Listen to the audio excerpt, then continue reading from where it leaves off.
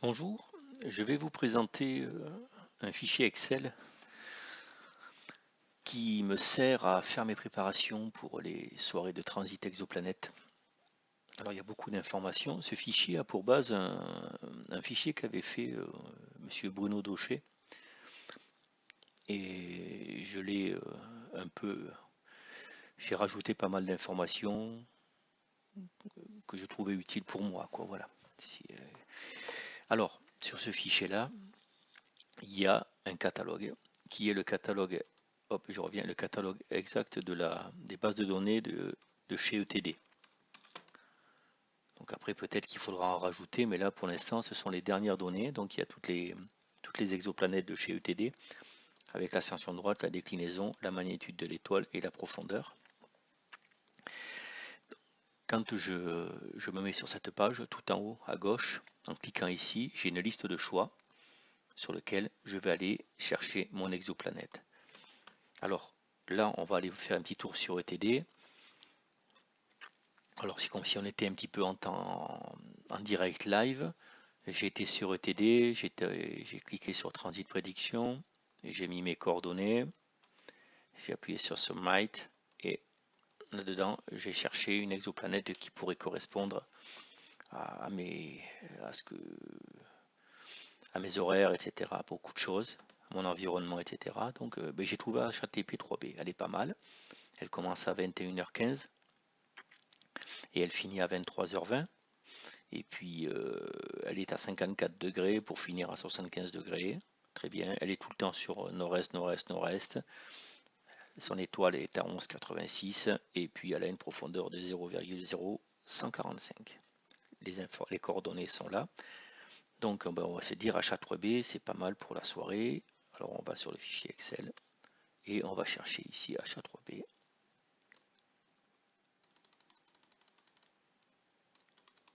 Voilà, HA3B. Et là, HA3B, ben, j'ai la magnitude de l'étoile et j'ai la profondeur, l'ascension droite et la déclinaison. Alors, une fois qu'on a mis ça, et ben, après, on va rentrer les heures de début et les heures de fin du transit qui sont données sur ETD. Alors, on peut le faire comme ça en cliquant sur ETD ou alors on peut faire directement ici en cliquant sur ce bouton-là. Alors, on peut l'ouvrir par Internet. Voilà. Ou alors, je me mets sur ETD, je clique sur ce bouton et je peux avoir aussi les informations. Il est logué sur un, donc on a dit que nous on avait besoin pour ce soir. Je vais me déplacer un peu ici. HA3B commence à 21h15, donc je l'ai déjà mis, hein, mais bon, on met la date ici, on met la date et on met l'heure du début. Ici, on met la date de fin et l'heure de fin. Ici, le décalage, puisqu'on est en hiver, pour nous c'est 2. Et alors là, je quitte. Alors ici, avec cette application-là sur ETD, ce sont des liens Internet et puis il y a un accès disque. Cet accès disque fait que quand on est en race campagne et qu'on n'a pas Internet, j'ai enregistré la veille ou l'après-midi, un peu avant, j'ai enregistré la fameuse page de HTTP3B. HTTP3B. J'enregistre pas cette page, j'enregistre celle-ci là. Voilà, j'enregistre celle-là. Puisque là, il y a la photo, il y a les informations de base, et juste en dessous ici, vous savez l'heure de début, l'heure de fin, et le milieu du transit. Cette information-là, ici, vous faites un copier-coller, puis vous la mettez là. Voilà.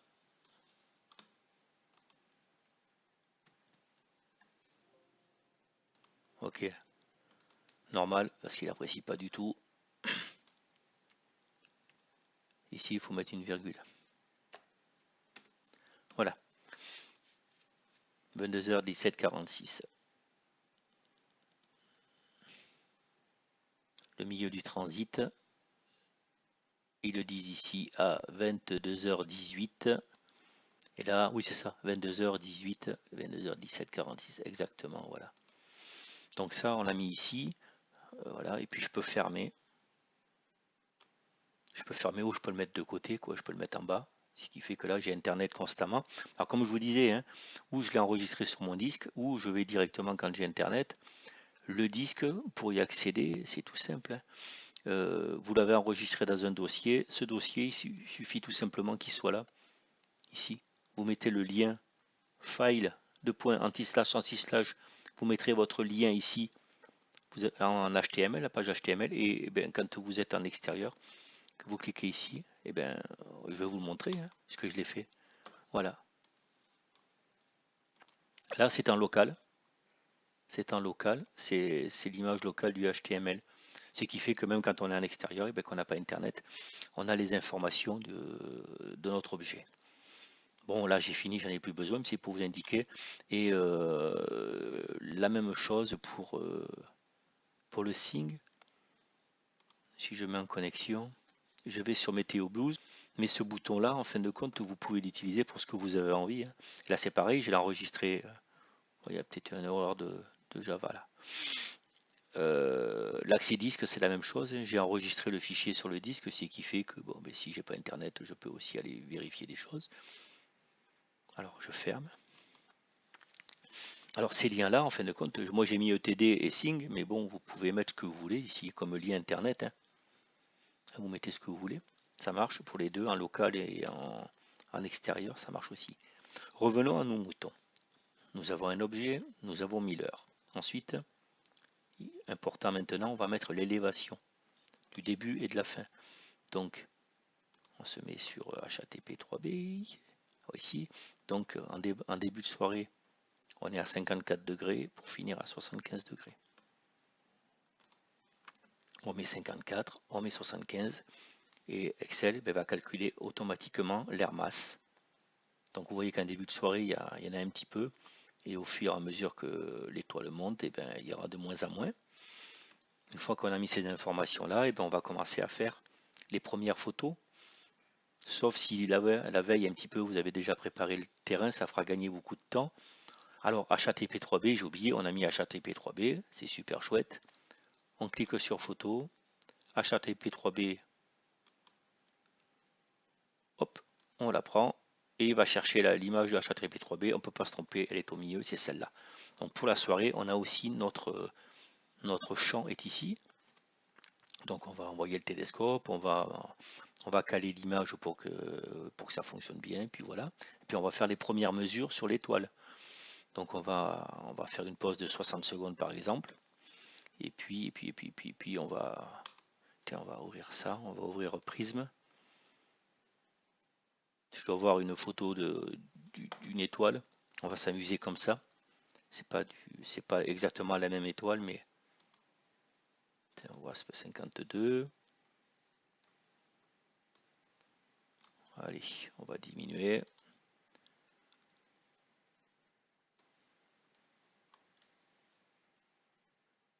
Ah, il y a monsieur Cavador qui me dit qu'il y a une nouvelle version. Ça m'arrange pas. Pendant la version plus présente, je vais faire non. Alors, on va aller chercher une étoile plus réouvrir.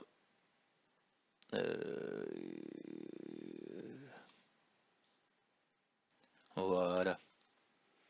Elle est quand même plus jolie celle-là. Alors, mon étoile est ici. Je vais faire une analyse du flux. Donc, avec Prisme, c'est super chouette. Voilà. Alors, il m'a analysé le max d'ADU. Alors, on est peut-être un peu juste là, mais bon, j'ai 11 895 avec un signal bruit de 8709. Donc là, c'est des informations qu'il faut mettre de suite sur le fichier. Donc, en signal bruit, j'ai 8709, je fais 88. Et là, il calcule la profondeur du transit, la profondeur en millimagnitude. Et on a bien vu que nous, on est à 0,0122. Donc, il va falloir augmenter le signal bruit pour pouvoir avoir plus de profondeur. C'est impératif. Alors là, je vous ai mis ici le signal bruit. Alors tout ce qui est en orange, ce sont des informations à rentrer, et tout ce qui est en bleu, c'est des informations calculées. Donc on ne peut pas intervenir dessus. On a mis notre signal bruit, mais on voit qu'on n'est pas bon, hein. Donc il faudrait augmenter encore, faut qu'il y ait plus de signal. Donc où on augmente le temps de pause, ce qui va être le cas. On va augmenter le temps de pause. Et puis on imagine que on a trouvé. Bon, c'est ok. Je vais essayer de trouver une étoile avec plus de flux. Voilà, j'ai 44 000, vous voyez, 44 257 avec 89,05.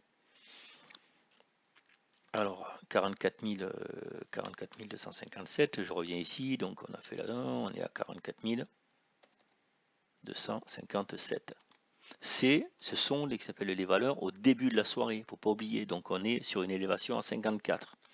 Au fur et à mesure de la soirée, étant donné que l'étoile elle va monter, il y aura moins d'air masse, donc obligatoirement la DU ici va augmenter. Mais bon, pour l'instant, on est toujours dans le...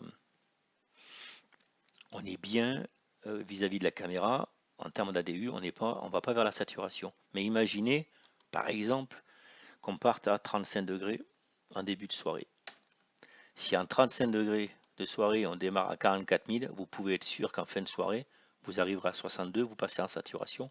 Donc, il faudra diminuer le Cmax en début de soirée pour arriver obligatoirement baisser ici, quoi. Donc ce qu'il faut, il faut défocaliser un petit peu, il faut étaler un peu plus, il faut tourner, voilà, il faut tourner aux 30 000, on tapote, hein, mais bon, voilà.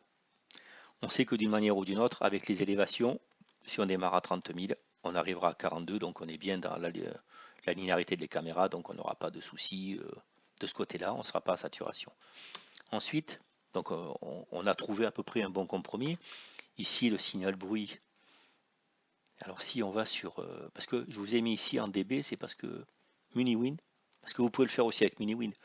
Vous n'êtes pas obligé de passer par MuniWin, vous créez votre dossier, vous créez votre projet, et puis dans votre projet, vous mettez vos images vont rentrer au fur et à mesure. Vous faites que les images enregistrées rentrent directement dans MuniWin, ce qui fait que vous ouvrez, vous double-cliquez sur la photo, la première image qui arrive. Vous pouvez aussi analyser le... Donc vous faites Tools, Quick Photometry, vous double-cliquez sur votre étoile, vous tournez la molette, vous faites grossir, et là, comme sur MuniWin, je vous avais déjà expliqué, 2 fois la FWHM est de 10, là, oui c'est ça de 10, donc on va mettre 20 en ouverture, et vous voyez que c'est mis là, donc là, il nous indique ici, vous voyez le SNN, le signal bruit, le rapport NS, et bien il est à moins 28 dB. Alors le moins il n'existe pas, vous le supprimez, il est à 28,8. On peut taper 28,8, donc sur le fichier ici, si vous travaillez 28,8, vous voyez, ça fait 759 pour signal bruit. Donc ici je retape 759, et là je vois que je suis largement dans la plaque, c'est super. Avec ce signe, donc on va aller le prendre lui en référence. Je reviens, je m'excuse, voilà. Ici, donc le Cmax, il est de, voilà, la max valeur, il est de, ici, 16 449.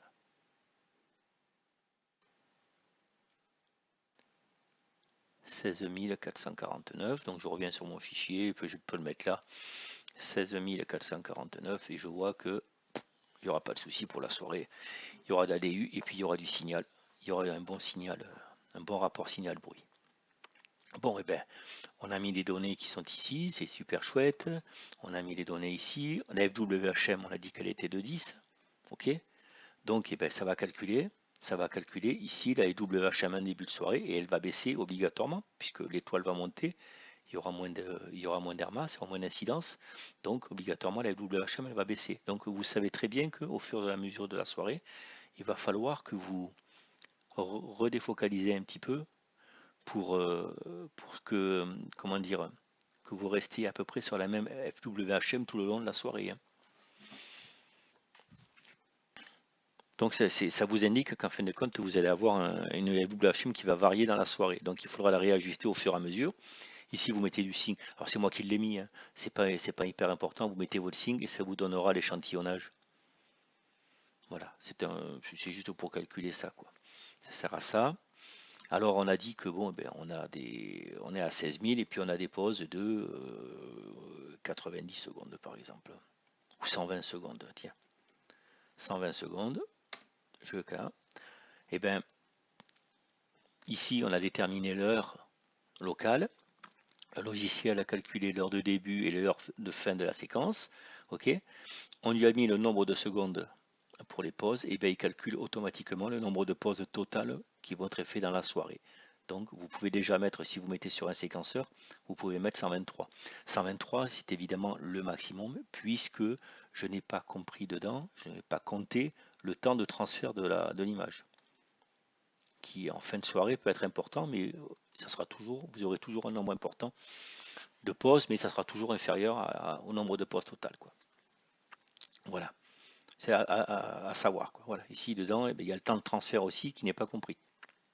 Alors, quelques petites informations aussi. J'ai fait l'échantillonnage de la CCD principale avec la focale du télescope et le pixel de l'imageur, la focale de l'autoguidage et le pixel de l'autoguidage.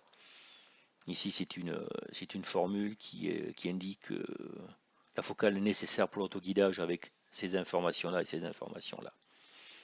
Voilà, un calendrier julien. Alors ça, c'est le calendrier. Donc j'ai mis les informations de chez ETD. Et puis après, il y aurait celles qui seront faites par ManyWin. Ça, c'est après, hein. Quand vous avez fini, vous prenez sur le calendrier julien au milieu du transit par ManyWin et vous vérifiez sur le site. Hein, vous vérifiez qu'il n'y ait pas trop de décalage, quoi. C'est fait juste pour vérifier entre les données les données attendues et puis les données que nous allons fournir pour savoir s'il n'y a pas un trop gros décalage. Sinon, il faut chercher, quoi. Si vous avez 5, 10 minutes, 20 minutes de décalage, il faut se poser des questions avant d'aller les pluivier, quoi. Et ça servira à ça, quoi. Voilà. Donc, je vous ai tout dit sur l'application. Donc, on surveille, hein. On en rentre l'objet, l'heure, les élévations, on contrôle les ADU, on impose les ADU ici, on met la LWHM. Tout ça va calculer automatiquement les heures de fin. Ici, on met notre signal bruit pour voir l'objectif, si on est bon, entre là et là, en dB ou en rapport signal bruit. Et puis là, bon, après, c'est accessoire. Alors, ici, le catalogue de chez ETD. En bas, ici, les liens, les fameux liens en extérieur sur Internet et en interne sur le disque dur. Ici, quelques explications sur ManyWin. J'ai travaillé là-dessus, ça m'a aidé à faire les tutos, mais c'est ma petite base sur laquelle j'ai travaillé au début. Il y a des petites informations sur les spécificités, sur les, comment ça s'appelle, sur les réglages. Voilà, il y a quelques petites spécificités, mais que vous avez sur le site aussi, dans la vidéo de ManyWin, quoi. Voilà, avec quelques petites explications, et puis voilà un peu. Voilà, et puis un autre catalogue d'exoplanètes qui est sur le site exoplanète.eu-catalogue, où là il y a quand même plusieurs, c'est 1000 ou 2000 exoplanètes je crois, en passant par les Kepler. Elles y sont toutes, beaucoup plus évoluées, hein, et beaucoup plus d'informations, hein, puisque vous avez, voilà, vous avez des tonnes d'informations sur toutes les exoplanètes. Si vous vous amusez à le compiler, voilà, il y a, voilà. Bon, je reviens ici en espérant que ça peut vous aider. Moi, ça m'aide. Comme ça me fait gagner beaucoup de temps. Alors, des fois, je travaille quelques jours avant. Je me mets sur mon étoile. Je pointe. J'analyse un peu ce que j'en sors. Puisque bon, ça sera peut-être pas là dans la soirée. Je repère le champ. Je fais pas mal de choses. Et puis après, c'est qui fait que quand j'arrive à la soirée, déjà, j'ai pas mal d'informations qui sont rentrées là. Et puis, après, bon, il n'y a plus qu'à surveiller un peu ça, là, un peu, surveiller ici et surveiller le signal un peu, mais bon, voilà. Voilà, en espérant que cela peut vous aider. Bonne soirée.